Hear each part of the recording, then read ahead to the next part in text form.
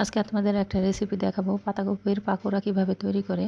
আমি আপনাদের এই যে পাতাকপিগুলো কিছু কিছু করে কাটছি, তারপরে যে চালের গুঁড়া নিলাম, তারপরে কাঁচামরিচ পেঁয়াজ এগুলো দিলাম, তারপরে হচ্ছে যে কর্নফ্লাওয়ার দিলাম, চিকেন দিলাম, তারপর হচ্ছে হলুদ দিব, পরিমাণ মতো হলুদটা দিয়ে দিব, তারপর জিরা দিব, তারপরে হচ্ছে গিয়া ধনিয়ার গুঁড়া দিব পরিমাণ মতো, তারপরে হচ্ছে গিয়া আপনার হচ্ছে গিয়া লবণ দিব পরিমাণ মতো, এটার স্বাদ বাড়ানোর জন্য ম্যাগি মশলাটা দিব, তারপরে হচ্ছে আদা রসুনের পেস্টটা, তারপরে বেসন দিব, তারপরে একটা ডিম দিয়ে দিব, ভালো করে মাখায় নিব, মাখায় তারপরে যে চুলায় দিয়ে দিব।